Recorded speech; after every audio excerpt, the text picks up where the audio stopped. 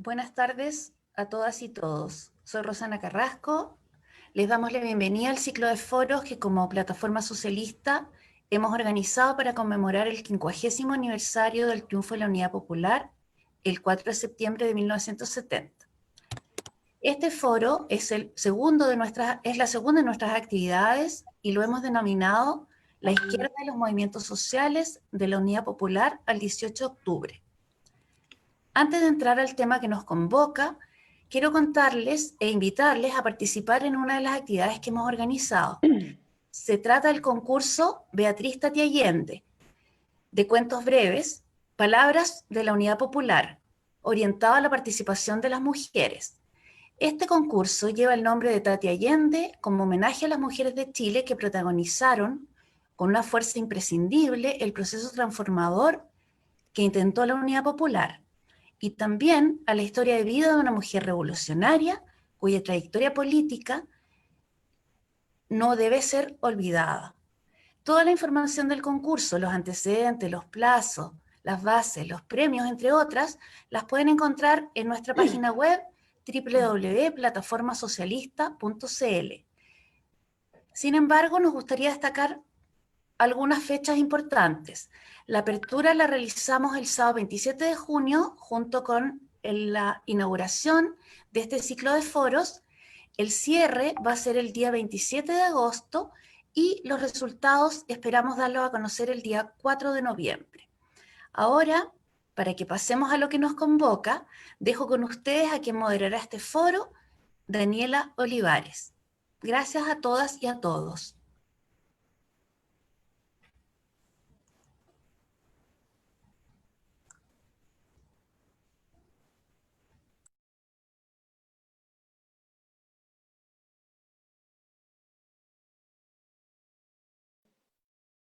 Titulado La izquierda y los movimientos sociales de la UP, al 18O. Les agradezco su presencia en esta reunión virtual y les informo que podrán realizar preguntas a los y la panelista a través de Facebook Live. Pueden buscar nuestra transmisión en la página de Facebook de Plataforma Socialista. Entonces pueden ir enviando en el momento que deseen sus consultas y preguntas a nuestros invitados e invitadas de hoy. Así también agradecemos a los destacados expositores Manuel Antonio Garretón, Cristina Moyano y Julio Pinto su disposición a participar en este foro. Nos parece que la pertinencia del tema está dada a lo menos por dos situaciones significativas. Una, que para el triunfo de la Unidad Popular fuera posible en 1970, se requirió que el programa que propuso el presidente Allende al pueblo de Chile necesariamente respondiera a las demandas y aspiraciones de este, y que además eso fuera reconocido por los movimientos sociales que las instalaron como demanda. Esa identidad fue fundamental, además, para mantener e incrementar el respaldo al proyecto transformador. La segunda, que después del término de la dictadura de 1990, y pese al trascendente rol que las organizaciones y movilizaciones populares desempeñaron en la recuperación de la democracia, los sucesivos gobiernos y particularmente los partidos políticos de la centroizquierda se alejaron del mundo popular y, más grave aún, se esforzaron por convertir en pasiva su participación en el debate nacional. Los acontecimientos del 18O y posteriores, así como las movilizaciones que lo precedieron, movimiento estudiantil, movimiento No Más FP y movimiento feminista, prueban dramáticamente la total falta de conexión entre la política y la sociedad.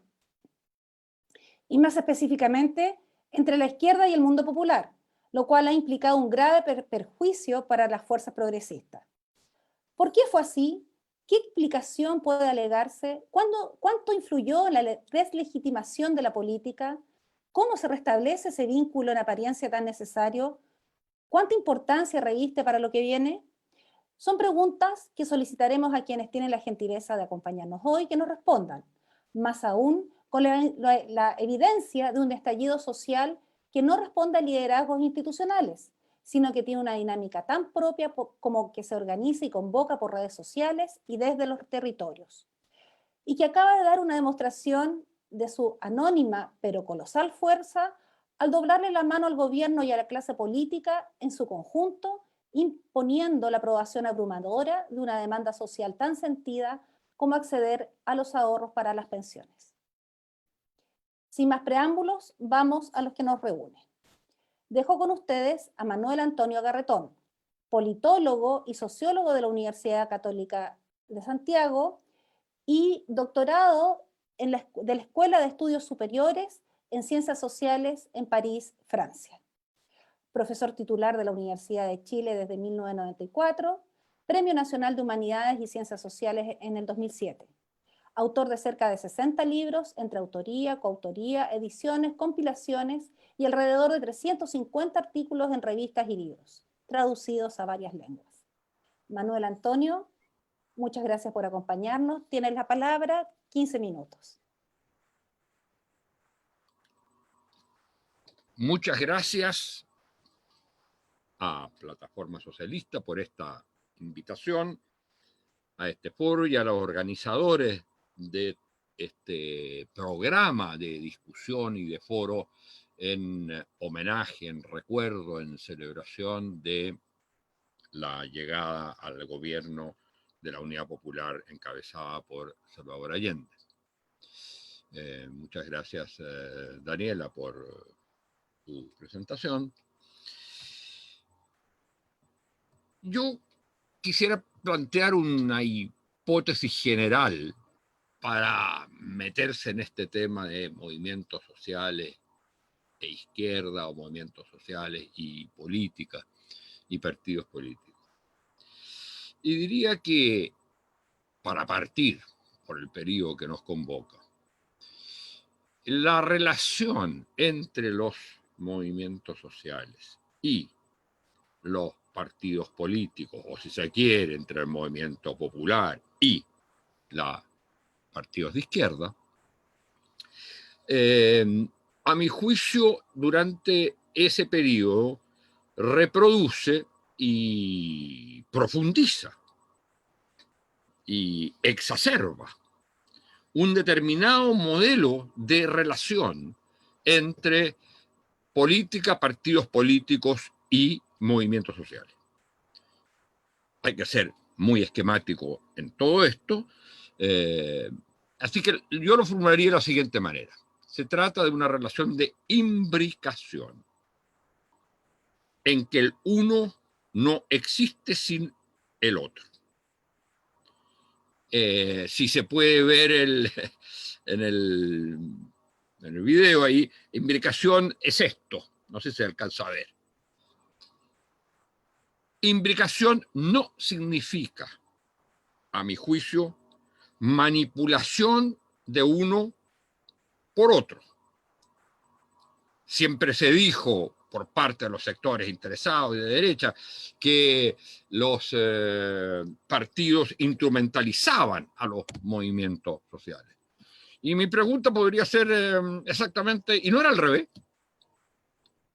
¿No eran los movimientos sociales los que de alguna manera instrumentalizaron a los partidos? Por lo tanto, yo creo que el concepto de instrumentalizar es absolutamente equivocado. Lo que había era una relación de imbricación. Y esa relación se puede explicar por muchas razones. Pongo una sola que, por supuesto, me imagino que Julio Pinto me va a corregir porque es historiador. Pero cuando se produce, por decirlo así, el paso a lo que uno puede llamar una matriz estatal nacional popular desde los 30 para adelante, en los 30 ya estaba constituido completamente el sistema partidario de derecha a izquierda. Y en cambio había no más de un 5% de participación política. Y el sistema era un sistema democrático. ¿Qué significa eso? Democrático con, como nos damos cuenta, con muy poca participación, con muy poca inclusión. Eso significa que la incorporación de los actores sociales a la vida de los nuevos sectores sociales que se van a incorporar, se hace, su canal privilegiado son los partidos políticos. Es lo que está a la mano.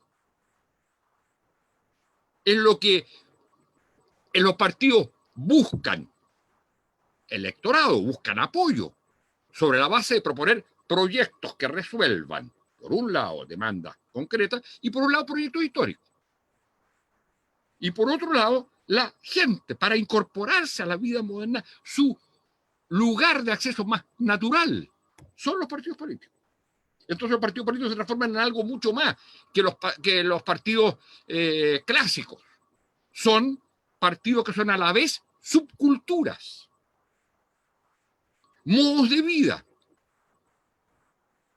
Y eso se expresa en varias cosas. Un ejemplo de esto es, y esto se da a los distintos niveles de la sociedad. Un ejemplo es el caso de los estudiantes. El movimiento estudiantil, la FECH principalmente, hasta el 36 fue bastante, digamos, conformado por distintos grupos que tenían nombres muy interesantes, pero a partir del 36 se institucionaliza de algún modo el que las organizaciones, las federaciones de estudiantes, son federaciones de las juventudes políticas. Entonces, y se va a decir que los partidos políticos instrumentalizaban a la fecha, o que la fecha instrumentalizaba a los partidos políticos, los movimientos estudiantiles. No. Y eso, piensen ustedes en el otro ejemplo que me parece clave, es entre 1967, cuando se aprueba la ley de sindicalización campesina, y 1972, se sindicalizan alrededor de 200.000, 300.000 campesinos. En cualquier lugar del mundo eso habría dado origen a un partido campesino. Pero resulta que los partidos estaban constituidos, cada uno tenía una federación. Entonces, este aspecto, a mi juicio, es fundamental. Y durante la unidad popular, esto se mantiene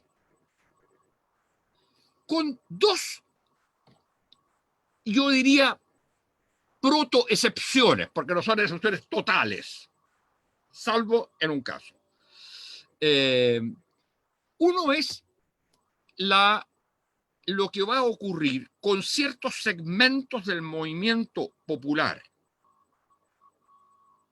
que de alguna manera se van a independizar relativamente, siempre relativamente, de la conducción política, porque si bien sus demandas concretas podían ser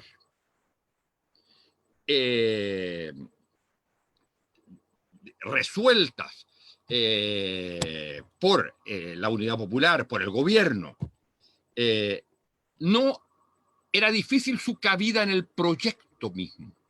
Me refiero a los obreros, los trabajadores ya fuera por cuenta propia, pero sobre todo de las pequeñas empresas, donde el gran proyecto que era el área de propiedad social no los incorporaba.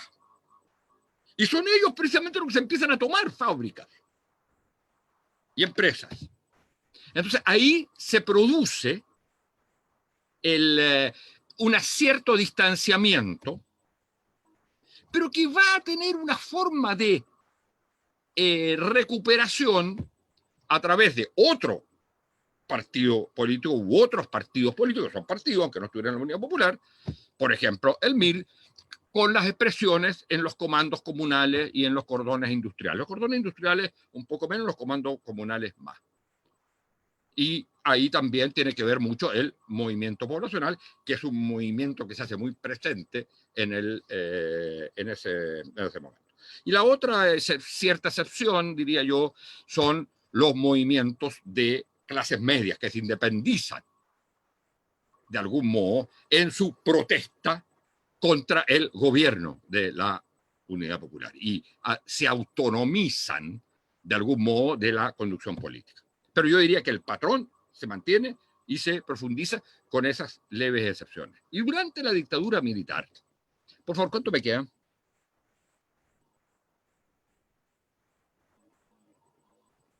No entendí nada. Perdón, estaba en silencio. Al menos 8 minutos, Manuel Gracias, Antonio. gracias. De nada. Durante en el periodo siguiente, en la dictadura, yo diría que este patrón, esta forma de constitución del actor social, este sujeto político-social, que es esta relación de implicación entre partido y movimiento social, se mantiene, no desaparece. Solo que tiene una expresión mucho más compleja y más dificultosa por la simple razón de la represión, que hace muy difícil el encuentro, la movilización en la cual se encuentran partidos y movimiento social. Ya fuera movilizaciones en la calle, ya fuera huelgas, que son expresiones típicas de los movimientos de la época, que habían sido expresiones típicas de los movimientos de la época. Entonces se hace extremadamente difícil. Pero, y en esto yo entiendo que discrepo con algunos historiadores, por ejemplo con mi amigo Gabriel Salazar, pero yo no veo que haya movilizaciones ni movimientos durante el periodo de la dictadura en los cuales no participen activamente los partidos políticos. Hay un primer momento en que no hay prácticamente movimiento social, que hay respuestas, digamos, parciales y una cierta organización paraguas, como es la Vicaría de la Solidaridad, en que se van a encontrar elementos de movimientos sociales con partidos políticos, básicamente en torno al tema de los derechos humanos y la lucha contra la represión. Pero si uno piensa en el ciclo de movilizaciones que van desde desde el 82-83 hasta el 86 y posteriormente se reinauguran, se relanzan en el periodo del plebiscito, uno diría, mire, no hay movilizaciones que no sean, en la cual no haya una relación entre movimiento social y partidos políticos. Pero yo diría dos particularidades. Una es el surgimiento de una franja que es a la vez gente de partidos y dirigentes intermedios y a la vez dirigentes sociales, y que juega un rol muy importante, ya incluso en el periodo que va del 73 al 82, y que es el que va a permitir entonces esta reconexión que se produce a partir de la primera protesta y del inicio del ciclo de protesta. Las protestas fueron siempre una expresión de lo político y de lo social. Y el mejor ejemplo, la mejor ilustración de ello es la primera protesta, donde se va a expresar de nuevo algo que se va a repetir después en la Asamblea de Civilidad, que es que ahí donde las estructuras políticas, ya sea porque van a ser reprimidas, ya sea porque no se pueden poner de acuerdo entre sí, de alguna manera delegan en organizaciones sociales la coordinación de esas movilizaciones.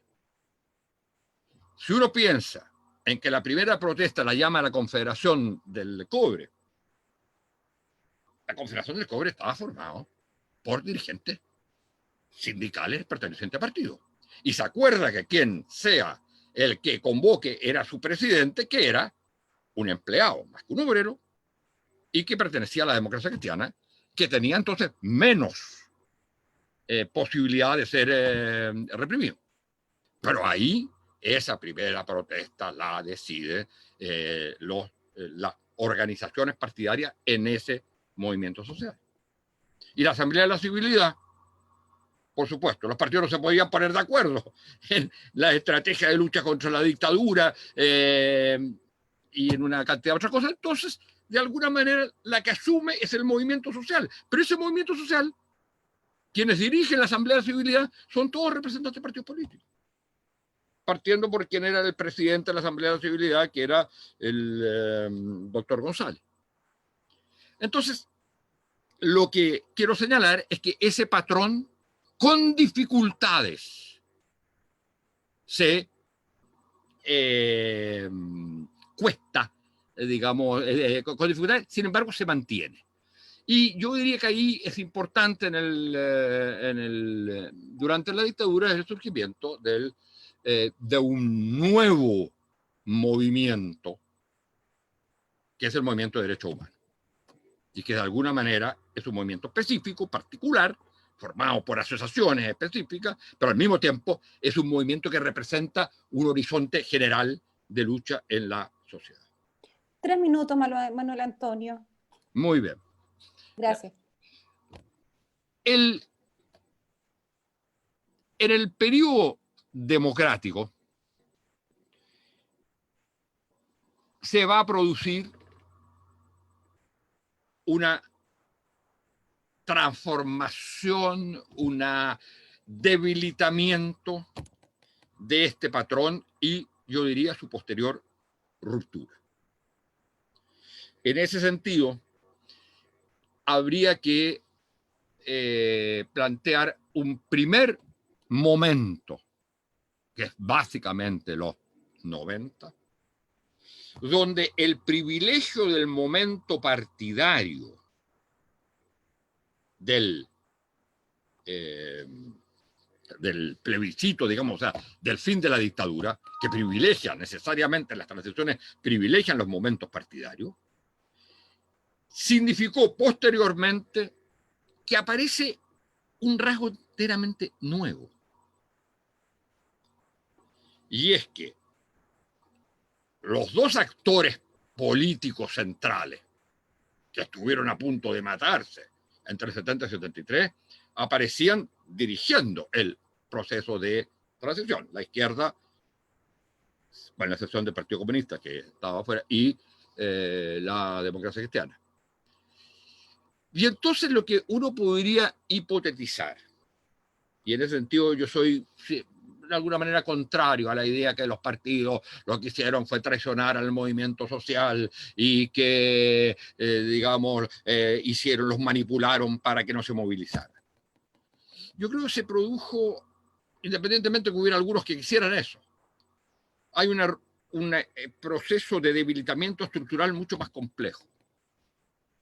Y es que, por primera vez, los partidos, los movimientos sociales, se encuentran sin su instrumento privilegiado de constitución, que eran los partidos políticos, los que tienen que dedicarse a administrar el gobierno y la transición. Y entonces, este es el punto central. Y durante un largo tiempo, entonces, no se van a producir movilizaciones o movimientos sociales importantes, salvo reivindicaciones parciales, con la excepción de aquel mundo de trabajadores vinculados al sector estatal, que demandan más participación estatal. Más participación estatal, dado el modelo heredado de la dictadura. Es a partir de los años 2000 que se empiezan a producir movilizaciones y surgimientos de movimientos sociales que ya empiezan a acusar su distanciamiento o la incipiente ruptura que luego va a cristalizar entre partidos políticos y movimientos sociales. Manuel Antonio, te invito a dejar punto suspensivo para el final, que es como el final de la historia, para poder darle paso a nuestra siguiente invitada, para respetar los tiempos, porque es sumamente interesante los puntos suspensivos que pones ahí. Ahí está la ruptura, pero ¿qué pasa hasta este minuto, que tenemos un 18 de octubre? Bueno, no te voy a decir porque no me lo dejas No, seguir. pero al final, pero es que tenemos tiempos Está bien, asignados, está estimado bien, Manuel. está bien. Eh, pero voy a cobrarte la palabra del final de la historia. Eh, agradeciendo la interesante exposición del doctor Manuel Antonio Garretón. Les recuerdo que en el foro que está siendo transmitido por Facebook Live pueden enviar sus preguntas. Intentaremos en la medida que se pueda hacérselas llegar hacia el final a nuestros invitados e invitadas. Ahora dejo la palabra, sus 15 minutos, a la historiadora Cristina Moyano, quien es doctora en Historia de Chile por la Universidad de Chile y profesora titular del Departamento de Historia de la Universidad de Santiago, directora del Departamento de Historia en la Universidad de Santiago actualmente. Ella es especialista en Historia Política de Chile contemporánea, ha estudiado las culturas políticas de izquierda, el proceso de renovación socialista y la producción de conocimiento sociopolítico desde la sociedad civil en los años 80. Actualmente se encuentra desarrollando una investigación Fondesit sobre los usos políticos de la transición entre 1988 y 2012. Doctora Moyano, la palabra es suya. Bueno, muchas gracias por la invitación y voy a tratar de ajustarme a los 15 minutos y para eso he preparado un texto para que no se me vayan las ideas ni quedarme con algunos puntos suspensivos. Bueno, en primer lugar agradecer, por cierto, a todos los que organizaron este foro y a quienes están participando como oyentes en esta nueva manera que tenemos de vincularnos producto del confinamiento en el que estamos viviendo hoy día. El título de este foro construye una temporalidad bastante extensa, de casi medio siglo. Dice desde la UP hasta el 18 de octubre o al 18 de octubre, un tiempo extendido que tuvo grandes fracturas y recomposiciones, por lo que la primera imagen que se me vino a la mente como historiadora fue la idea de comprender esta propuesta del título desde la imagen de los estratos temporales que se superponen y que operan en los procesos de significación de la memoria y de la experiencia de los actores sociales. Me imagino que el título no fue azaroso y en ese sentido hay una sugerencia entre explorar el triunfo de la Unidad Popular y lo que ha venido sucediendo en el Chile contemporáneo a partir del 18 de octubre del 2019. Desconozco cuáles serán las hipótesis que propondrán Manuel Antonio o Julio respecto de esos vínculos, aunque sí conozco a través de las lecturas que he hecho de sus textos lo que han planteado respecto de la Unidad Popular y que ha incidido también en mi propia interpretación del mismo proceso y el papel que han jugado la izquierda y las relaciones con los movimientos sociales, por lo que es probable que en algunos puntos coincidamos. En uno sí no vamos a coincidir, y es que yo no alcancé a participar del proyecto de la Unidad Popular, ni siquiera estaba en el proyecto reproductivo de mis papás en esos años, por lo que mi análisis tiene menos de actoría y memoria que el de mis dos colegas. En contrapunto, sí fuimos coetáneos del 18 de octubre y compartimos este tiempo en el que se entrelazaron distintas experiencias generacionales que darán, por cierto, algunos puntos de divergencia al análisis propuesto. Quiero plantear 5 ideas fuerza respecto de la relación entre izquierda y movimientos sociales, tanto comparando dos momentos que no tienen por qué entenderse como un continuo y resaltar otros elementos que me parecen que son de más larga duración. El primero de ellos, y el de más larga duración, es la distancia entre lo social y lo político. El 18 de octubre expresó, entre muchas otras cosas, la enorme distancia que existía entre las élites políticas y económicas y el pueblo, entre comillas. Y nos puso de nuevo la hipótesis sobre la histórica distancia entre lo social y lo político. A diferencia de 1970, el 18 de octubre fue un estallido con ollas, con barricadas, con incendios de estaciones de metro y sin banderas, excepto una que otra chilena. Los partidos no condujeron el proceso y muchos se mostraron bastante sorprendidos de la rabia, de la indignación, del repudio, del resentimiento que se expresaba con violencia en el centro de Santiago, pero también en Puente Alto, en la Florida, en Maipú y en otra serie de comunas donde habitan los pobres que se han redescubierto a la luz de lo que ha traído consigo esta pandemia. Es cierto que desde hace ya un rato en las ciencias sociales y en algún comité de expertos del segundo gobierno de Bachelet se habló de la pobreza multidimensional, pero parece que fue solo un concepto, porque el mismo ministro Mañalich reconoció públicamente y con sorpresa que él no sabía cómo vivían los pobres de este país. Desconocimiento, distancia, extrañamiento.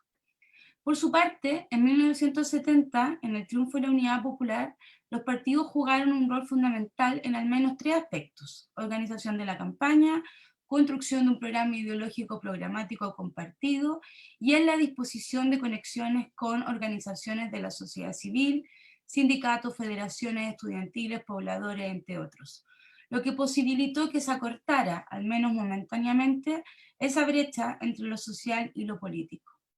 Tanto fue así, en el periodo de la Unidad Popular sobre todo, que sociólogos como el propio Carretón, pero también Mulián, plantearon que entre los años 1932 y 1970 se habría ido produciendo esa imbricación entre la política y la sociedad, o entre los partidos y los movimientos sociales, siendo los partidos parte de la columna vertebral de esa cultura política que destruyó la dictadura militar.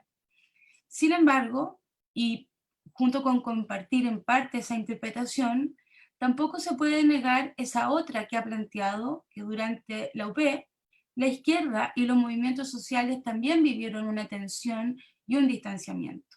Peter Wynne la llamó la revolución por arriba, lenta, institucional, llena de escollos, versus la revolución por abajo, con tomas de fondo, cordones industriales, tomas de empresa, en suma, las corridas de cerco que hizo el movimiento social organizado. ¿Que tenía vinculaciones con los partidos? Claro, no habría por qué negarlo. En suma, pese a que, como esgrime Carretón en algunos de sus textos, el sistema partidario del 73 se caracterizó por su estabilidad, representatividad, inclusividad, alto nivel de ideologización, imbricación con liderazgo de organizaciones sociales y tendencia a la polarización, de eso no dejó nada la dictadura, y lo que se recompuso post-88 fue un sistema caracterizado por un alto grado de consensualismo y pragmatismo entre las élites, poco inclusivo, con bajo nivel de ideologización y con una pobre imbricación con liderazgos sociales organizacionales. Largos años de dictadura colaboraron a ello y a consolidar también partidos que después de tanta clandestinidad y compartimentalización fueron construyendo nuevas culturas políticas con escasa conexión con el mundo social. Segunda idea, fuerza. El protagonismo popular y una perspectiva cíclica. El siglo XX chileno se caracterizó por un creciente protagonismo popular. Marcado por la cuestión social, fue gracias a su organización en mutuales, mancomunales, sindicatos y también en partidos que representaban sus intereses de clase, que se generaron las condiciones para exigir, mediante huelgas, protestas y otras expresiones de violencia política, demandas que se convirtieron en derechos laborales o civiles. Lo mismo ocurrió con las mujeres, con la politización de los estudiantes, de los campesinos y de los pobladores. Sin esas presiones es probable que las élites no hayan cedido parte de sus privilegios, y en ese sentido es condición necesaria para que existan cambios políticos profundos, altos y densos momentos de protagonismo popular.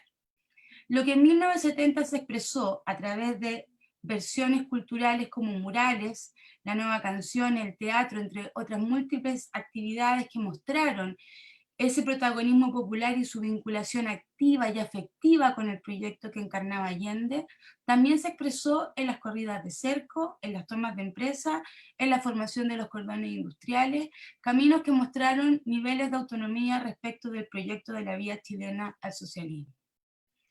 El 18 de octubre volvimos a ver esas manifestaciones, pero ahora fueron calificadas de anómicas, simplemente expresivas, efectistas, porque detrás de esa enorme reunión de actores diversos había, a juicio de algunos, más rabia que proyecto, más resentimiento que propuesta, más denuncia de abusos que ideología. Sin embargo, cada cartel, cada consigna rayada en las calles tenía un marcado contenido antimodelo neoliberal, y eso casi no ha tenido traducción política, prueba de que la imbricación entre lo social y lo político es ahora, si no inexistente, al menos bien poco rastreable. Ni los bonos, ni el Pacto por la Paz y mi nueva Constitución han aquietado las aguas, ni siquiera la pandemia, que ha visto revueltas del hambre poco televisadas y poco reflexionadas. Y aunque parezca una victoria pírrica, tampoco lo fue el poder sacar el 10% de la AFP, porque es una respuesta neoliberal a un problema causado por este mismo modelo. Somos los trabajadores los que usaremos nuestros ahorros de pensiones para tratar de reactivar la economía. No será el Estado, ni menos el gobierno que vio amenazado el corazón del modelo construido a partir de las 7 modernizaciones. Con todo, sin movilización ni protagonismo popular, nada de esto hubiera ocurrido. Sin embargo, esa protesta, hoy expresada con cacerolazo y por redes sociales, presiona sobre un parlamento y ha molestado a las élites del poder, particularmente a la derecha, que ha dicho en los últimos días que no se puede legislar con encuestas o presionados por la ciudadanía. Y entonces uno se pregunta, ¿qué entienden los parlamentarios por representación? Y aquí viene mi tercera reflexión, la crisis de la representación, o a lo menos la crisis de la representación contemporánea. Creo que el 18 de octubre fue la expresión de que se ha producido un cambio en la forma en que se entendía y ejercía la representación. El pueblo, a ese que le habló muchas veces Allende, ya no puede ser aprehendido como una masa homogénea, sino más bien como una sucesión de historias singulares, una suma de situaciones en específico. De ello deriva la idea de que somos una sociedad de minorías.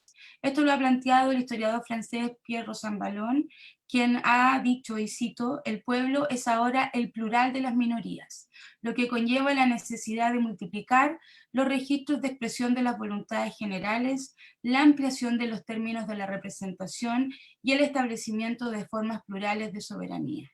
Ya no basta simplemente con la representación entendida como delegación electoral.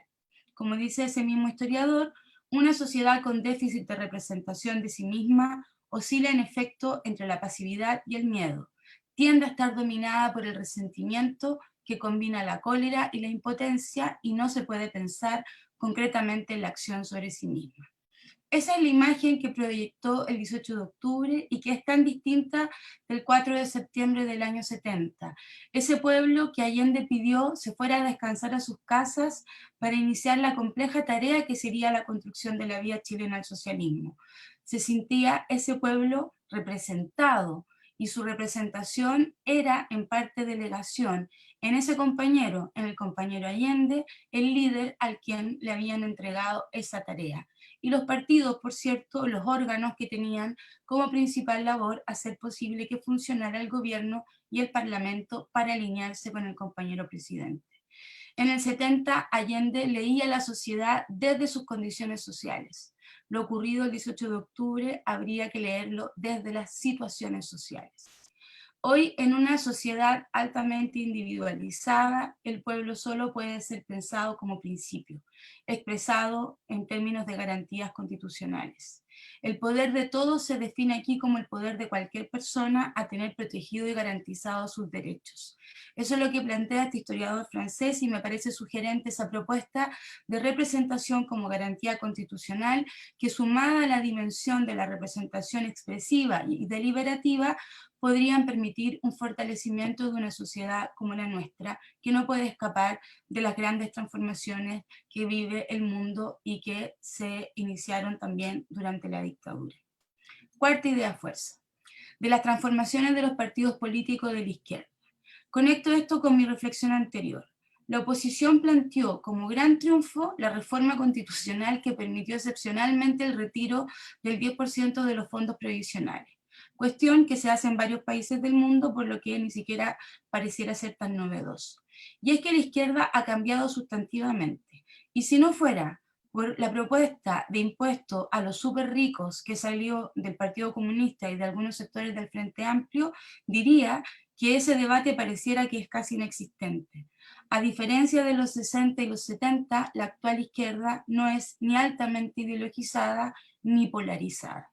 Desde el retorno a la democracia, la izquierda se ha tensionado entre la institucionalización partidaria y el autonomismo de base, territorial o local. Ninguno de los dos casos ha sido muy exitoso, aunque en las nuevas formas de representación pareciera que las corrientes autonomistas tienen algo más que aportar. Si los partidos de izquierda en los años 70 se debatían en el dilema de ser partido de masa o partido de cuadro, hoy esa discusión es inoficiosa. No hay masas que parecen querer ni militar ni ser representadas por esas fuerzas. Última idea del papel de la política en el campo político. Por último, y para cerrar, creo que es necesario ampliar las nociones de democracia, vinculando la democracia de autorización con la democracia de ejercicio y la democracia narrativa, que nos permitan delimitar las tareas de la política y volver a debatir sobre cuáles son los deslindes del campo de lo político. En ese sentido, la lectura interpretativa de la superpolarización o de la hiperinflación ideológica de los años 60 y 70 como uno de los factores del golpe de Estado, con la consecuente contaminación de esferas entre lo social, cultural y político, terminaron incidiendo en cómo pensamos la política de la transición a la democracia. El abismo entre lo social y lo político no solo fue consecuencia de las transformaciones neoliberales, sino que también fue visto como algo positivo para la gobernabilidad que se instalaba el 11 de marzo del año 90. Así fue leído, así fue interpretado y así fue actuado, sea en la forma de neoliberalismo corregido, parafraseando a un texto de Manuel Antonio Garretón. Todo esto se ha venido cuestionando y creo que estamos en un tiempo refundacional. El momento político constitucional que vamos a vivir será un momento relevante en ese plano. Toda democracia deliberativa que se ha venido experimentando en los cabildos barriales, en nuevas formas de asociatividad y sociabilidad, podrían colaborar a la ampliación de lo que vamos a entender por lo político. Porque hoy, post 18 de octubre, esos deslindes del campo están abiertos. Y aunque a muchos esto les genera incertidumbre y temor, a mí en particular me abre por sobre todo muchas esperanzas. Muchas gracias. Muchísimas gracias, Cristina. Muy acotada tu ponencia al tiempo. Estamos recibiendo preguntas por Facebook Live.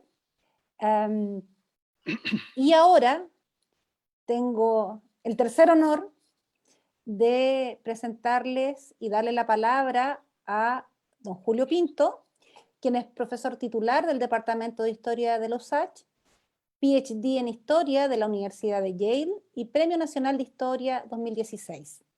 Entre los libros que ha publicado y editado como autor y coautor, destacan Trabajos y Rebeldías en la Pampa Salitrera, en 1998, Chilenos Todos, La Construcción Social de la Nación, 1810-1840, publicado en el año 2009, los dos tomos de Su Revolución contra Nuestra Revolución, en 2006 y 2008, y los 5 tomos de Historia Contemporánea de Chile, en coautoría con Gabriel Salazar, entre los años 1999 y 2002. Estimado Julio, tus 15 minutos. Bueno, muy buenas tardes, muchas gracias por la invitación. A diferencia de mis antecesores, yo voy a buscar más bien los puntos de convergencia en los dos extremos de este medio siglo que estamos repasando, más que las rupturas o las diferencias. Y parto evocando un libro que hace 15 años atrás publicamos con un grupo de compañeras y compañeros historiadores, con el título Cuando hicimos historia. Como ustedes podrán ver por la portada, es un libro que refiere precisamente a la experiencia de la Unidad Popular, pero con la intención de subrayar no tanto las dimensiones más trágicas o más dramáticas que esa experiencia ciertamente tuvo, sino que lo que nosotros que nosotras llamábamos en ese momento la positividad de la experiencia de la Unidad Popular. La Unidad Popular como momento de creación social, de refundación de las bases de convivencia entre las y los habitantes de este territorio, y de construcción de una sociedad más justa, más humana, una sociedad mejor. Nos parecía que ese era un rasgo fundamental, muy potente, muy rescatable de esa experiencia, que por el desenlace que ya tuvo, ha tendido a ser más bien soslayado en función de las otras dimensiones que te señalo. Decíamos en el prólogo de esa publicación que las personas, perdón, que quienes se jugaron por el proyecto de la Unidad Popular lo hacían movidos por una aspiración utópica y por la convicción de que las personas de carne y hueso, incluso, yo diría, especialmente los más humildes y los más postergados, son sujetos plenamente habilitados para hacer historia. Fue esa sensación de apertura y protagonismo, de que no había estructuras demasiado asentadas, ni obstáculos demasiado insalvables como para frenar la creatividad colectiva, fue eso lo que le imprimió a esos 1000 días su sello más electrizante y más entrañable. Por un momento, la historia se convirtió en proyecto a realizar y no en el dominio eterno e inconmovible de poderes fácticos. Casi fuerzas de la naturaleza, ¿no? Como las placas tectónicas que actúan por su cuenta y las personas no tenemos nada que decir al respecto.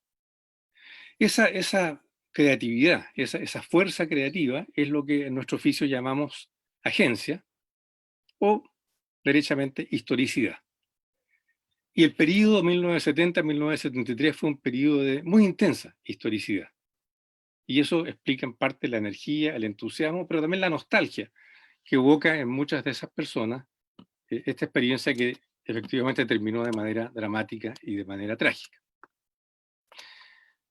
No quiero minimizar los errores que se cometieron, y menos aún quiero minimizar la envergadura de los obstáculos contra los cuales se estrelló este propósito de historicidad y que quedaron muy rotundamente en evidencia el 11 de septiembre de 1973.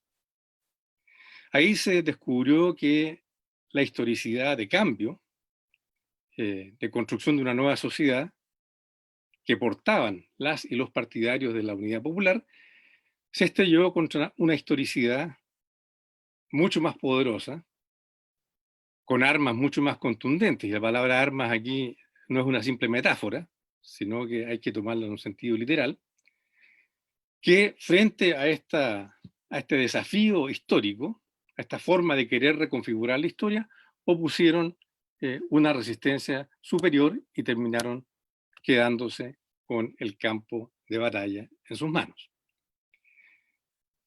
Lo curioso es que quienes llevaron a cabo el proyecto de la dictadura y quienes diseñaron el curso de acción que ese régimen iba a tomar, actuaron con, podríamos decir, un sentido de historicidad o de agencia tal vez más radical y sin duda con proyección mucho más en lo concreto, mucho más extendida, que los y las partidarias del proyecto de la Unidad Popular, pero por supuesto de signo contrario. Y lo que ocurrió en el Chile post-73 fue un proceso de reconfiguración de las estructuras socioeconómicas de nuestra sociedad, pero también de las formas de convivencia entre nosotros, de una profundidad pocas veces conocida en la historia de Chile. Como le dijimos con también algunas compañeras y compañeros historiadores en otro libro que fue recordado recién, se enfrentó ahí lo que Tomás Mulián en su momento denominó su revolución contra nuestra revolución. Y la revolución neoliberal, la revolución dictatorial, lo que algunos han llamado la revolución o la contrarrevolución capitalista, demostró ser, repito, tan radical y mucho más contundente en sus efectos y en su duración, sobre todo, que lo que alcanzó a ocurrir en los 1000 días de la Unidad Popular. Sin duda que el país, la sociedad que emergió de la dictadura, era enormemente distinta a la que había existido hasta 1973.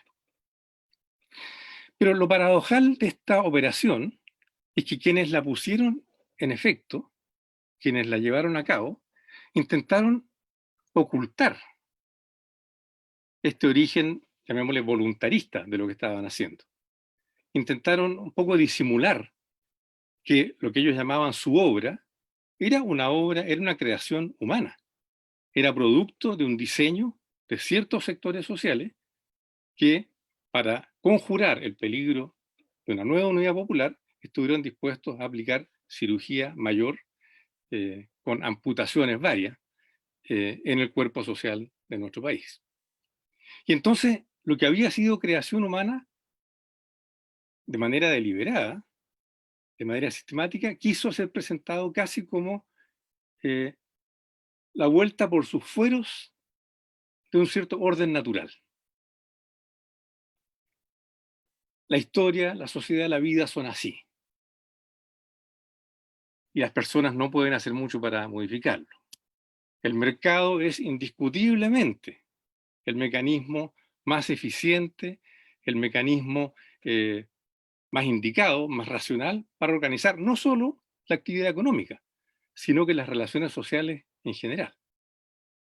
Y el mercado es una fuerza abstracta, impersonal, que no depende supuestamente de la voluntad de las personas, salvo en un sentido muy atomizado, muy individual.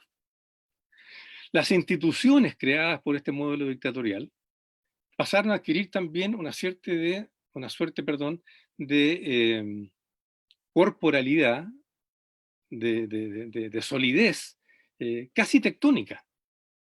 No eran instituciones creadas por personas y por tanto que podían ser modificadas por personas, sino que eran entidades que se habían instalado para proyectarse indefinidamente en el tiempo, casi intocables, como las tablas de la ley, o para mantener esta metáfora del orden natural, casi como la cordillera de los Andes, ¿no?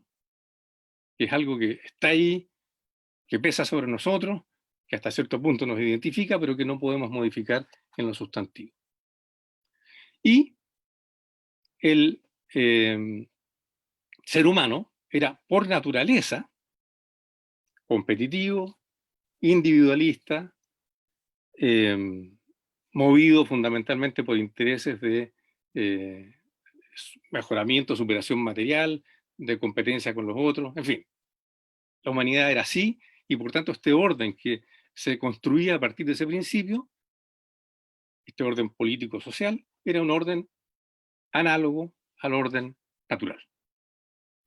Y entonces, quienes gestaron este proyecto, este modelo de sociedad, quienes lo diseñaron y lo aplicaron, habiendo incurrido en un ejercicio de tremenda historicidad, terminaron decretando, lisa y llanamente, el fin de la historia. La historia llegaba hasta la dictadura y se congelaba ahí por siempre jamás, por los siglos de los siglos.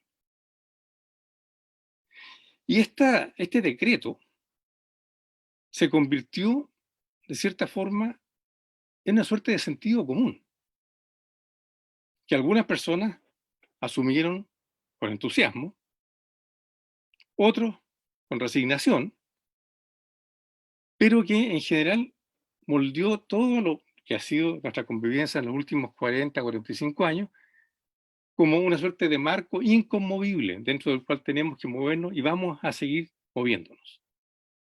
Algo que se puede administrar, pero no se puede transformar. Tampoco quiero exagerar. Este sentido común, inconmovible, presentó fisuras y experimentó impugnaciones en estos años. Algunas ya han sido evocadas por quienes hablaron antes que yo. Por ejemplo, y por nombrar solo los que han tenido más duración o más masividad, el movimiento mapuche, que se ha sostenido durante los 30 años de la postdictadura. las sucesivas revoluciones estudiantiles, algunas expresiones de contestación laboral o de defensa ambiental, el movimiento No Más AFP, el movimiento feminista.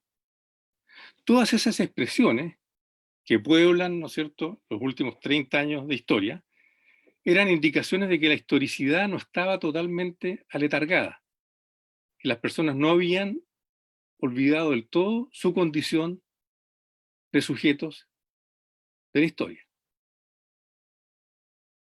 Pero eran eso, eran fisuras, eran anuncios, eran advertencias que, podemos decir, encendían algunas luces de alerta, pero que no alcanzaban a conmocionar en sus raíces más profundas este sentido común ahistórico que nos heredó la dictadura.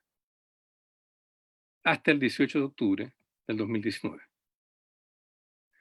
Porque en ese momento, lo que había sido fisuras se convirtieron en grietas y en abismos. Y lo que había sido anuncios se convirtió en un verdadero aluvión de recuperación de la historicidad, de demandas sociales contenidas y transversales, generalizadas, que los volvieron a recordar de que en la historia nada está establecido ni asegurado para siempre.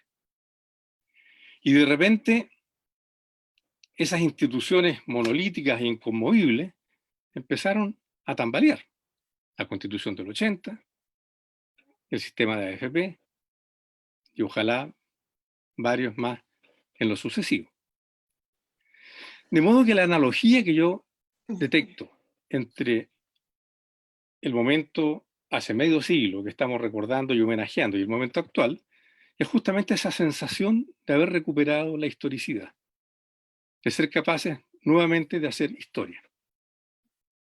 Ahora, eso no garantiza nada, porque otro principio de la condición histórica del ser humano es que nada está garantizado, nada está preestablecido, nadie puede dar ninguna batalla por ganada mientras no la dé y no la gane.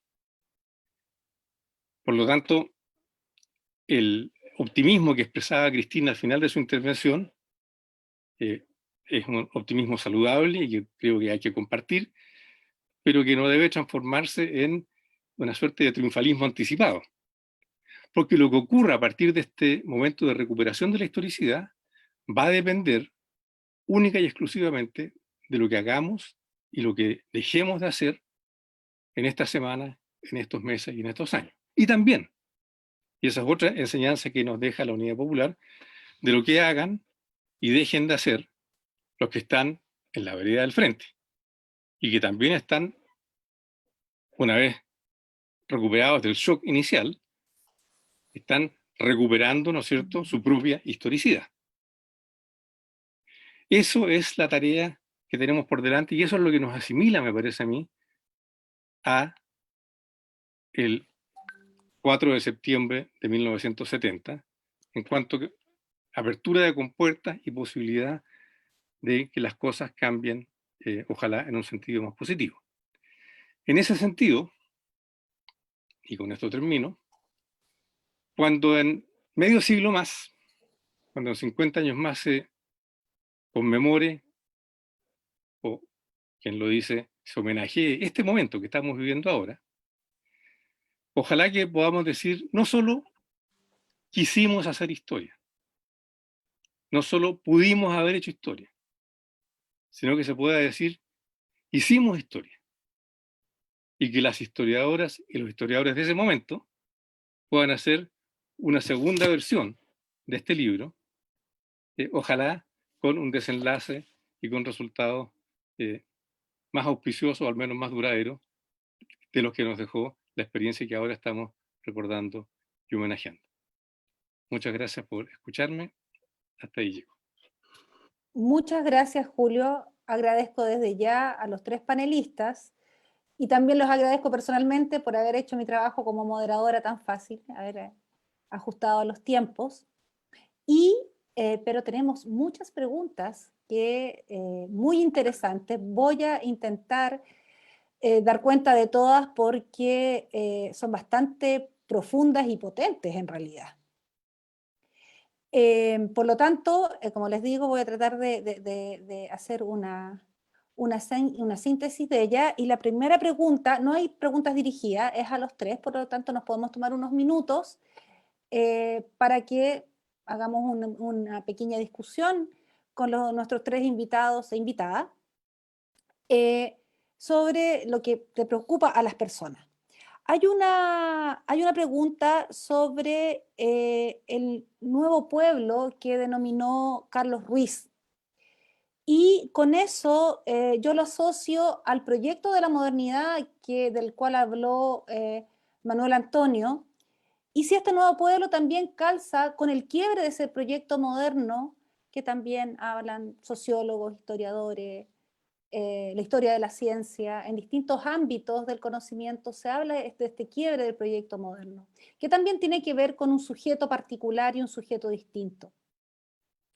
Por lo tanto, este nuevo pueblo también tiene que ver, según Carlos Ruiz, con un nuevo sujeto y con el quiebre y finalmente la frustración de que el proyecto moderno se cae en algún momento. Les dejo la palabra y aquí nos ponemos de acuerdo cómo hacer la discusión. La idea es que tengamos 3 minutitos para responder. Adelante. Como quieran. Manuel Antonio, ya que tú hablaste de modernidad, ¿qué pasa con el proyecto moderno? Yo recuerde, no usé la palabra modernidad en ningún momento. Bueno, estaba tomando apuntes. Bueno. No. Y el concepto de pueblo nuevo de Sí, Carlos pero Ruiz. es otra cosa, porque no, digamos, insisto, no hablé de modernidad. Si me preguntan por la cosa del nuevo pueblo, yo quisiera antes decir que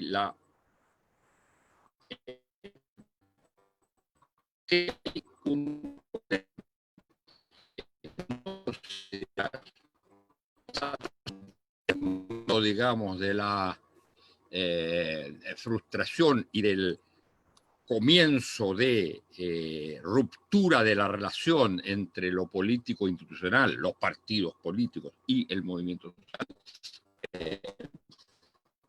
como momento casi único, el estallido.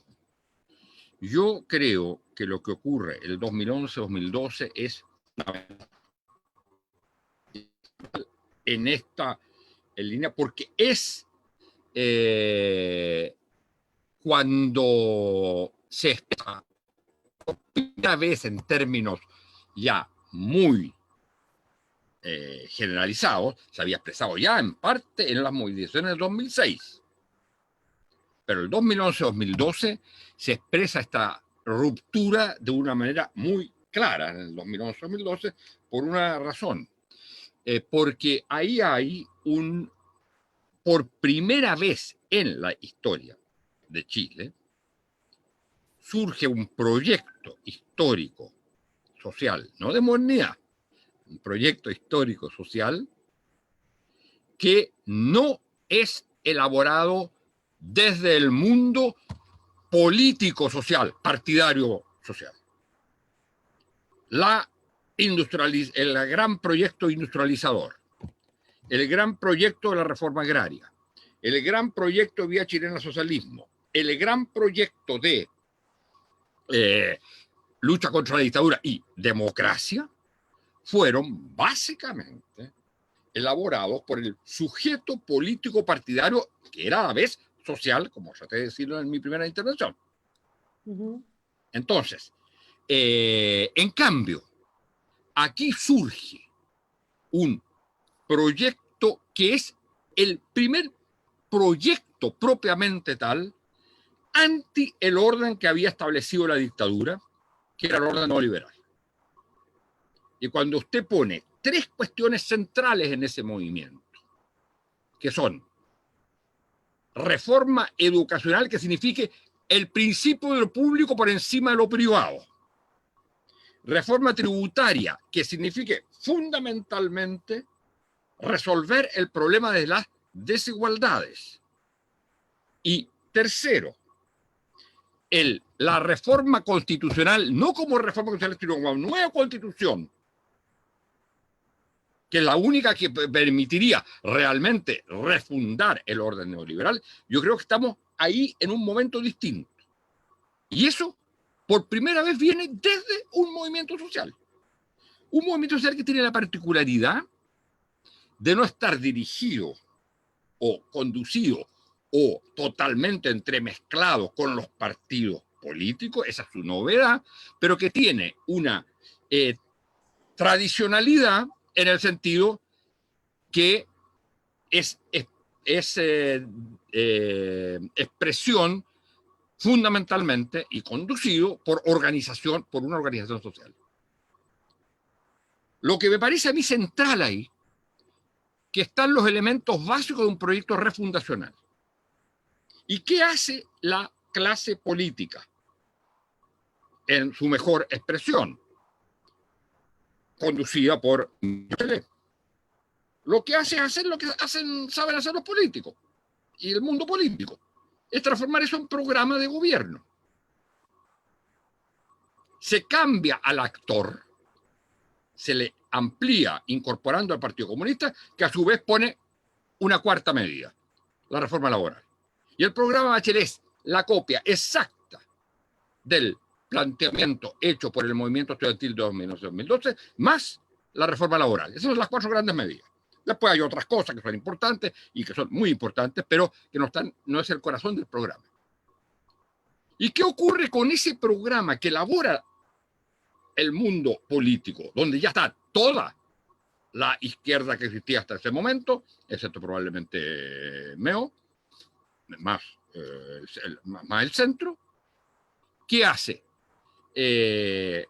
Devuelve a la sociedad ese programa y por primera vez en la historia de Chile vota menos del 50%.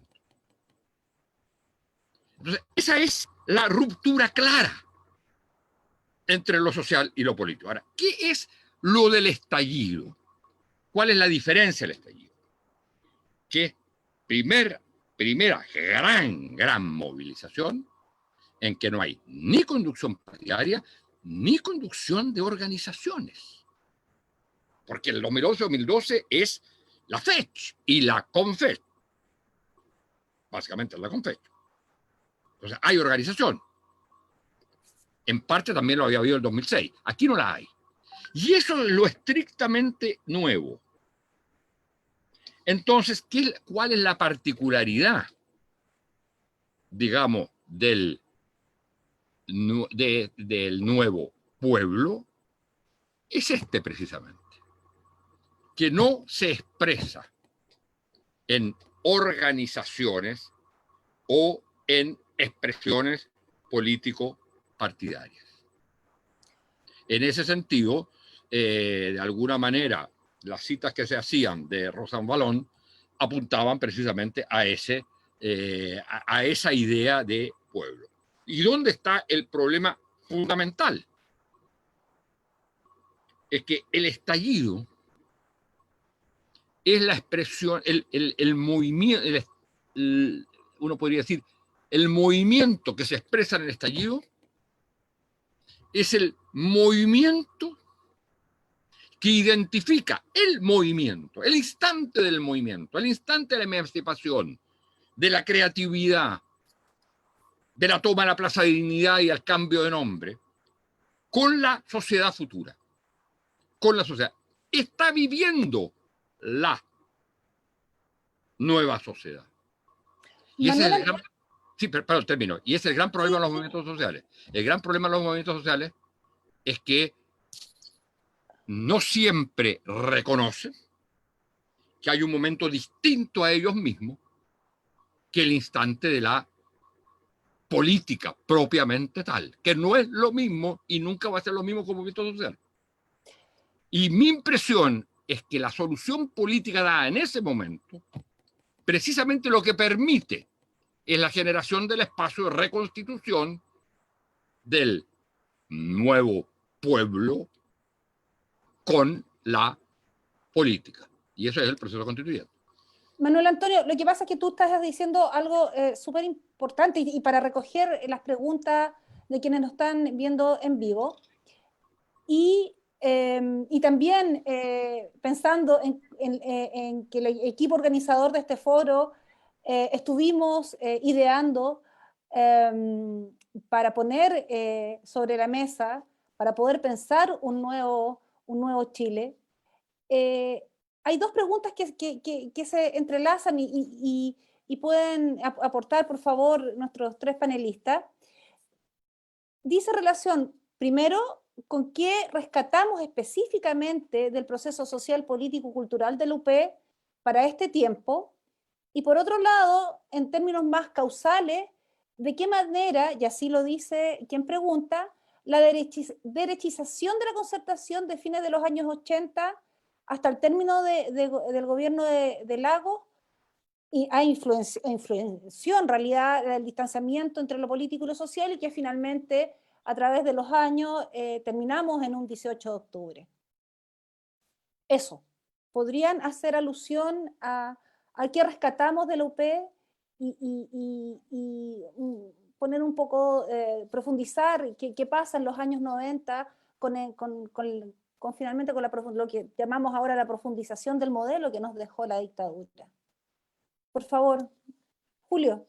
Sí, mira, a ver, para juntar las dos preguntas, la anterior con esta, yo, bueno, como ustedes vieron, articulé mi presentación en base justamente a los puntos de comparación posibles entre el momento actual y el del UP. Y yo quisiera insistir en que lo que a mí me parece más rescatable, más que alguna medida o alguna propuesta en particular, es esta sensación de la maleabilidad de los órdenes sociales y de la posibilidad de que las personas comunes y corrientes puedan incidir en transformar esas estructuras que parecen inamovibles en un sentido de mayor justicia, de mayor dignidad, en fin. Yo creo que eso está presente en esta energía social que se desató el 18 de octubre. Ahora, en lo que sí concuerdo con Carlos Ruiz es que la sociedad chilena, el pueblo chileno, las personas que habitamos este país, hemos cambiado mucho en 50 años. Y por lo tanto, habiendo una posible homología en términos de esta apertura de compuertas a la cual aludía yo, no podemos cometer el error que a veces cometen algunas personas en la izquierda de pensar de que es cosa de recuperar las mismas herramientas y los mismos horizontes y las mismas orientaciones que se intentaron 50 años atrás y aplicarlo al mundo actual, porque ese mundo es distinto. Entonces lo que yo rescato y valoro de la propuesta de Carlos Ruiz es la idea de, mire, ahora siguen vigentes las demandas de justicia, de dignidad, de igualdad, en fin, que son parte del genoma de la izquierda.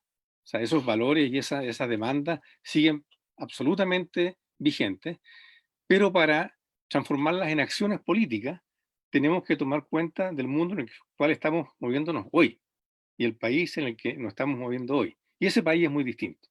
Y por eso, conectando aquí con lo que decía Cristina también, si esta izquierda en proceso, con voluntad de recomposición, esta izquierda animada a recuperar lo que fue su protagonismo histórico, su propia historicidad, que alcanzó su máxima expresión en la Unidad Popular, quiere recuperar al menos parcialmente esa misión hoy, tiene que partir por hacer un diagnóstico certero de cuál es ese pueblo al cual quiere convocar, al cual quiere representar, o al cual quiere encarnar. Y esa es una pregunta que yo no sé si la izquierda esté abordando con la contundencia que merece, y creo que lo que hace Carlos Ruiz en su propuesta es una buena incursión en esa tarea que es urgente. Gracias, Julio. Cristina. Sí, bueno, yo quisiera resaltar que esta idea de nuevo pueblo que plantea Carlos Ruiz y esta vinculación con el quiebre del proyecto moderno, está en el sustrato el reconocimiento de que hoy día los sujetos construyen sus experiencias societales de manera distinta de hace 50 años atrás.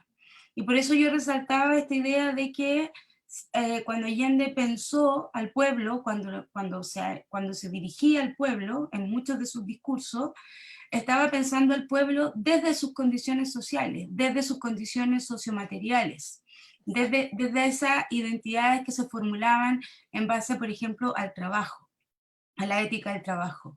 Hoy día esa sociedad ha cambiado, hoy día las identidades son frágiles, son cambiantes,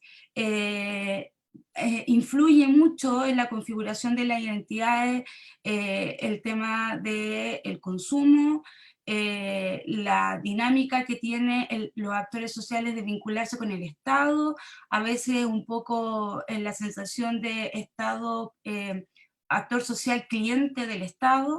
Uno lo ve mucho eso, por ejemplo, en el espacio universitario, y creo que por eso esa idea de que hoy día el pueblo es más una sociedad de minorías se expresaba en ese 18 de octubre en las miles de formas en que la movilización social estaba en la calle.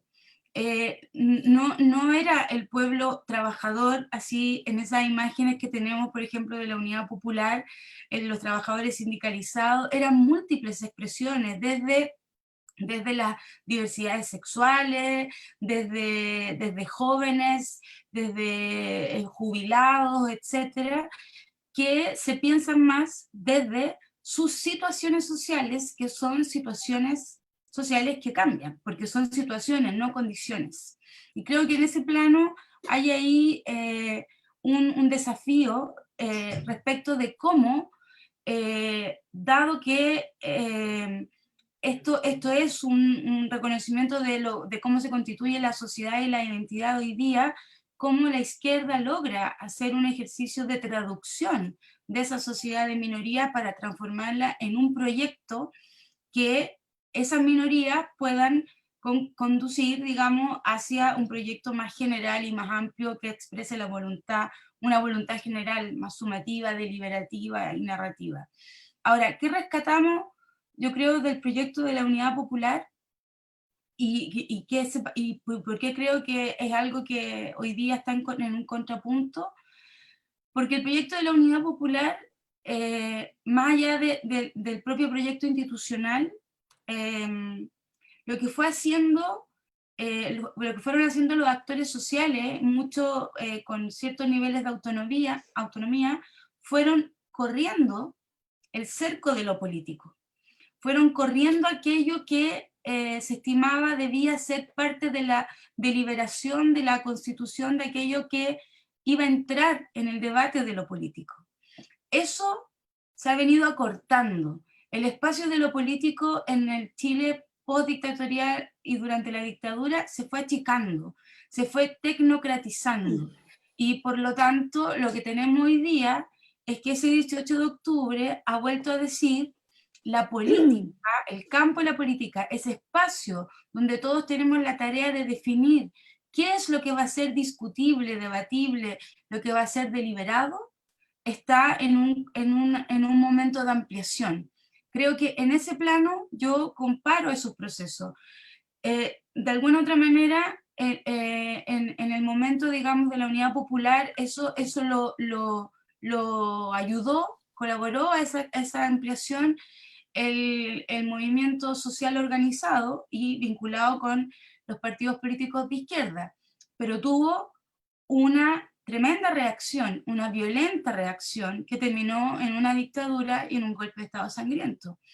Entonces, la ampliación de los campos de la política son momentos refundacionales y creo allí que el momento constituyente, que es un momento político dentro de este proceso que estamos viviendo, va a ser fundamental, porque tenemos que aprender de nuestros errores, y eso que planteaba Julio es no solo en las minorías que están en contra de este modelo neoliberal, sino que también las minorías que lo avalan y que lo van a defender como han acostumbrado a defenderlo. Muchas gracias, Cristina. Como sabemos, teníamos planeado terminar cerca de las 8, alrededor de las 8, porque sabemos que este formato es algo agotador. Entonces, a nuestros panelistas les ofrezco un desafío. Voy a intentar sintetizar algunas ideas fuerzas que están en las preguntas y que utilicen sus 3-4 minutos finales para quizás tomar ciertas ideas que están consultando en Facebook y que tienen mucha relación, estamos muy en coordinaciones impresionantes con lo que ustedes ya han dicho. Entonces, si pudieran hacer una síntesis sobre lo que ya han planteado y en relación con las preguntas finales que voy a intentar sintetizar. Se pregunta sobre cómo podríamos hacerlo o qué debería ocurrir para darle suficiente autenticidad y legitimidad al proceso constituyente. En relación a eso, también, y al proceso constituyente en sí mismo, si es posible visibilizar un proyecto común y serio de la izquierda chilena claramente alternativo al neoliberalismo.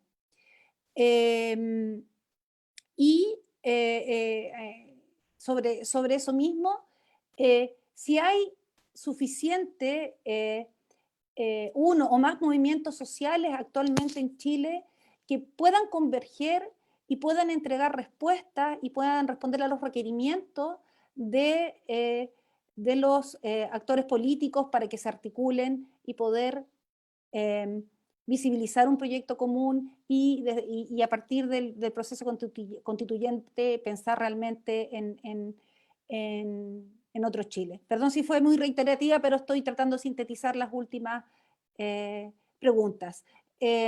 Además, hay muchas felicitaciones para nuestros panelistas por las redes sociales también. Dejo la palabra abierta, el orden lo dan ustedes. Digamos el orden de las exposiciones. ¿Ya? Manuel Antonio, 3 minutitos. Que prenda el micrófono. Ya se va a prender. Ahí está. Está encendido tu Yo micrófono. esta vez pido terminar y no comenzar. Perfecto. Invirtamos entonces. Invirtamos el orden. Julio, entonces. A ver, bien sintético. Si hay algo que no es comparable a momentos anteriores de nuestra historia, es este momento constituyente. Porque no sabemos todavía en qué va a terminar, pero por lo menos está la posibilidad concreta de que por primera vez en la historia de Chile va a haber un proceso constituyente, podría haber un proceso constituyente con una participación y deliberación amplia de la sociedad. Algo se insinuó en los prolegómenos de la Constitución del 25, pero finalmente eso se soslayó y se dictó una Constitución como se han dictado todas aquí, a puertas cerradas, por comités designados por el Ejecutivo de un momento, etc. Entonces, eso es nuevo. Y eso es parte de esta potencialidad histórica que estamos viviendo y que tenemos que saber aprovechar. Entonces, la ventana de oportunidad, esa no es que se abra cada medio siglo, sino que en nuestro caso se está abriendo después de 2 siglos. Por tanto, es muy arriesgado desaprovecharla, farreárnosla. Primera idea. Segunda, la izquierda, al menos por lo que yo veo, como tal izquierda, no tiene un proyecto muy concreto ni muy armado para enfrentar ese desafío. Lo que yo percibo son aproximaciones, tentativas, ganas de construir ese proyecto, pero que no pasa más allá de eso. Y en ese plano sí que estamos en desventaja en comparación con lo que fue la Unidad Popular de cara a las elecciones de 1970. Esa es la gran tarea que tiene la izquierda en este momento. Llegar mínimamente armada a esta deliberación histórica que va a ser el proceso constituyente y con algunas ideas centrales que no sean solamente reactivas, defendernos del modelo neoliberal, criticarlo, en fin, sino que proactivas. Tratar de levantar algunos parámetros de lo que podría ser una sociedad distinta, más humana, más justa y mejor.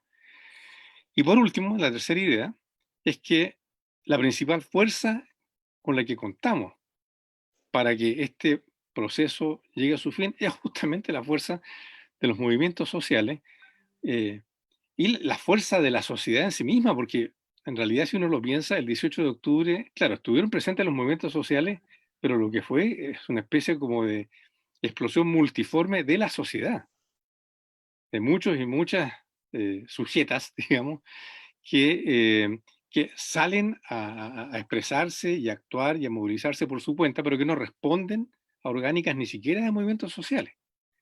Ahora, sin esa fuerza social, no estaríamos en el momento que estamos ahora, no habría proceso constituyente en ciernes, y la izquierda no estaría enfrentada a este tremendo desafío que es tratar de llegar mínimamente bien parada a este proceso. Entonces, no puede avanzarse por este camino desatendiendo a esa fuerza social que finalmente es la única arma, ahora sí lo digo en sentido metafórico, con la que contamos.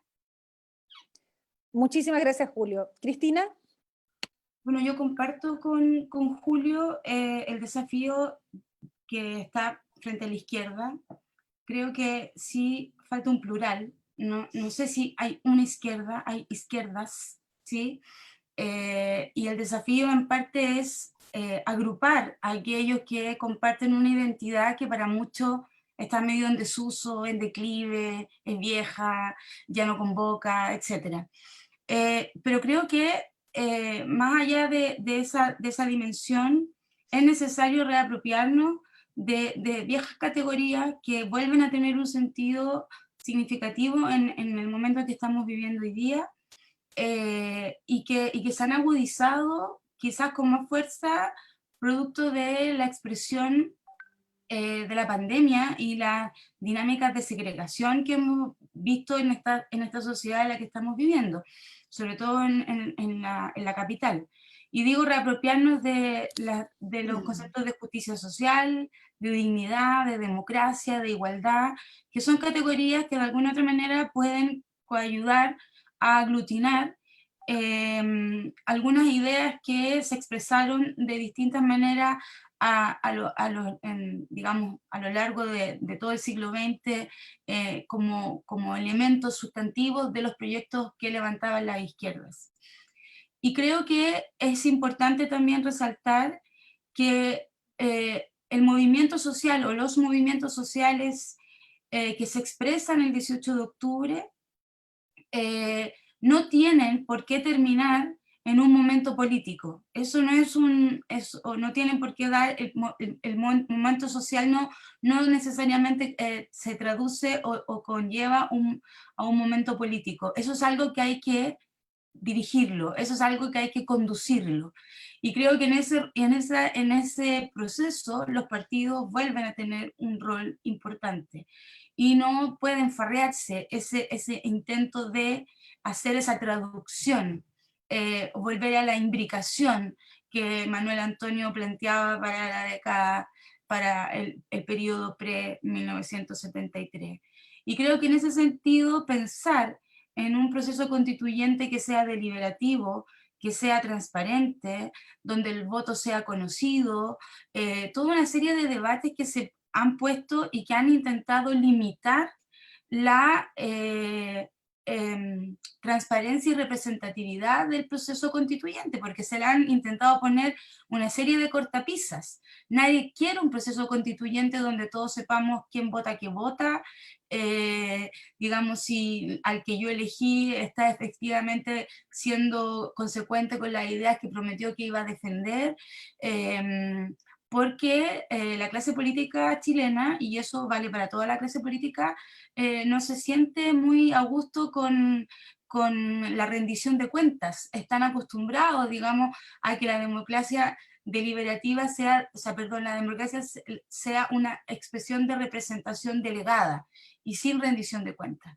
Y creo que eso es algo que de alguna otra manera está abierto y todavía ese plebiscito requiere de esa discusión para poder pensar que vamos a tener allí efectivamente un momento refundacional esperanzador.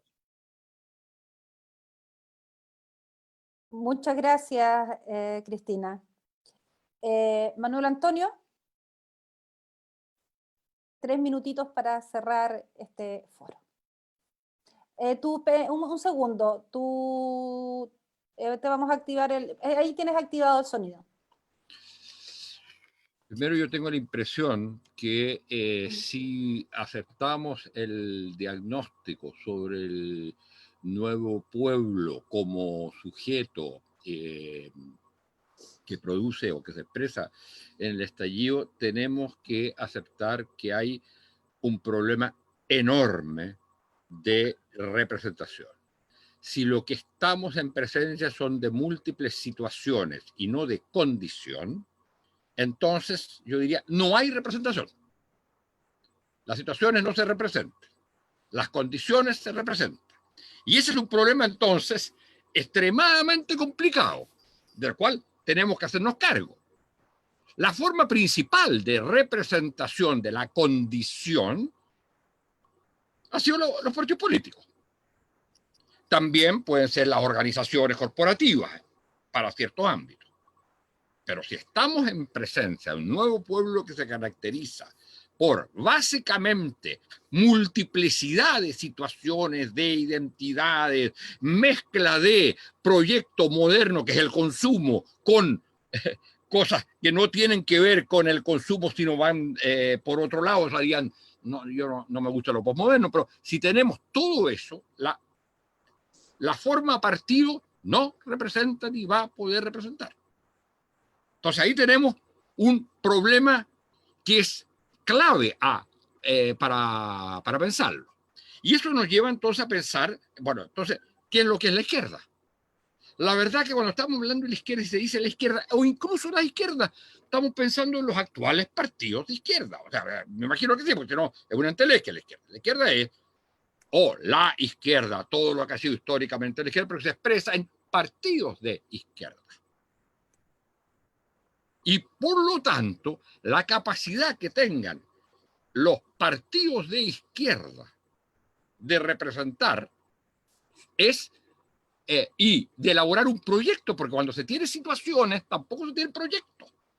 Cuando se tiene condiciones, se tiene proyectos que mejoran la condición y que transforman la condición en otra. Entonces, digo, el gran problema que tenemos, y por eso yo diría que estamos viviendo un momento refundacional. Todo el problema es cómo se transforma el momento refundacional en proceso refundacional que va a durar muchos años. Como duró el proceso de paso de la sociedad oligárquica a la sociedad mesocrática, en el caso chileno. Entonces, mi impresión es que estamos en una situación que tiene un aspecto, porque este problema lo enfrentan también todas las sociedades latinoamericanas. Y nosotros tenemos una ventaja que viene de nuestra desventaja.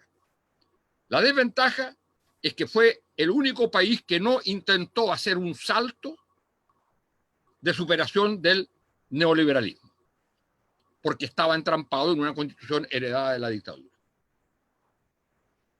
Pero precisamente por eso, ahora tenemos la oportunidad de hacerlo.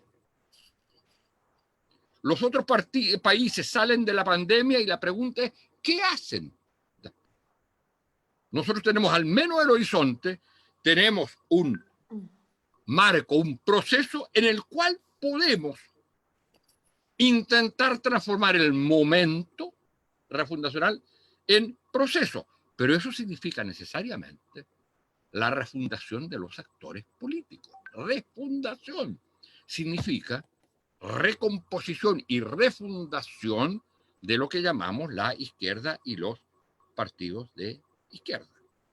En ese sentido, el proceso constituyente, o con todo lo que eso implica más allá de las mismas reuniones que tenga la Asamblea Constituyente, el plebiscito por un lado, y el proceso constituyente, con lo que signifique recoger lo que han sido las experiencias hasta ahora de los cabildos, etc., significa a la vez de refundar la sociedad, refundar los actores políticos que después vayan a ser los nuevos partidos o las nuevas formas de organización que salgan de esa Asamblea Constituyente.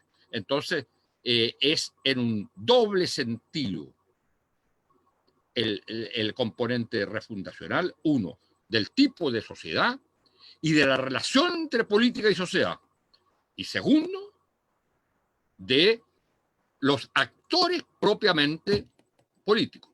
De alguna manera, si en este proceso no se refunda el sistema de partidos,